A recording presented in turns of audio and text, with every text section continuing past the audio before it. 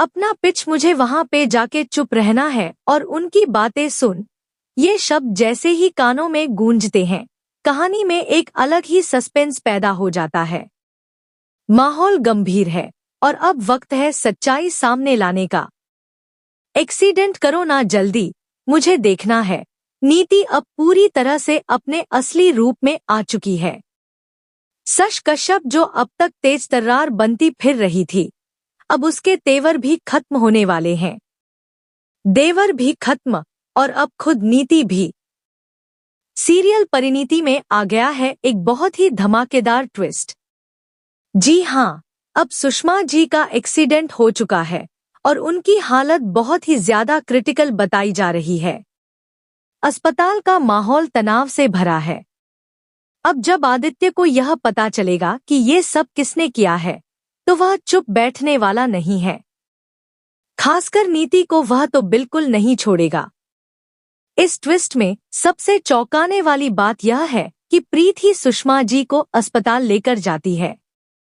लेकिन यह सब कैसे होता है, चलिए जानते हैं।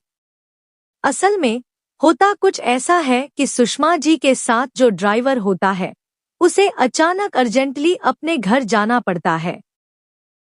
वह सुषमा जी से कहता है, मैम साहब, क्या मैं आपको जल्दी से छोड़ दूं? सुषमा जी कहती हैं, कोई बात नहीं, तुम गाड़ी लेकर घर चले जाओ, मैं खुद गाड़ी ड्राइव कर लूंगी। ड्राइवर वैसा ही करता है और सुषमा जी अकेले गाड़ी लेकर निकल जाती हैं। लेकिन उन्हें नहीं पता होता कि नीति के भेजे हुए गुंडे उनका पीछा कर रहे हैं। उनके पीछे एक भारी ट्रक लग चुका है और नीति अपने गुंडों को कहती है, जाओ ना, ठोको जल्दी से। सुषमा जी को यह एहसास हो जाता है कि कोई पीछा कर रहा है। वो खुद को बचाने की भरपूर कोशिश करती हैं, लेकिन अंत में ट्रक उनकी गाड़ी से टकरा जाता है। सुषमा जी बेहोश हो जाती हैं और गुंडे यह सोचकर भाग जाते हैं कि उनका काम हो गया। दूसरी ओर प्रीत उसी वक्त सुषमा जी से मिलने के लिए उनके घर जा रही होती है। लेकिन रास्ते में ही वह एक्सीडेंट देखती है और समझ जाती है कि कुछ बहुत बड़ा हुआ है। वह तुरंत ऑटो से उतरती है, सुषमा जी को उठाती है और उन्हें अस्पताल लेकर जाती है। डॉक्टर्स बताते हैं कि सुषमा जी की हालत बेहद नाजुक है। यह सुनकर प्रीत घबरा जाती है और तुरंत आदित्य को फोन करती है। अब जैसे ही आदित्य अस्पताल पहुंचता है और अपनी दादी की यह हालत देखता है, उसके होश उड़ जाते हैं। वह रोने लगता है और अंदर ही अंदर यह कसम खाता है कि जो भी इस हादसे के पीछे है, उसे वह छोड़ेगा नहीं।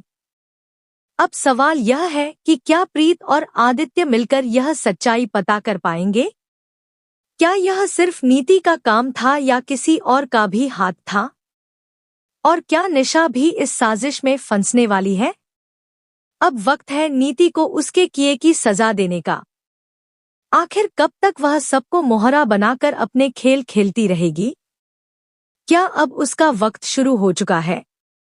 आपको क्या लगता है? हमें कमेंट बॉक्स में जरूर बताएं। और ऐसी ही बड़ी खबरों से जुड़े रहने के लिए हमारे चैनल को सब्सक्राइब करना न भूलें।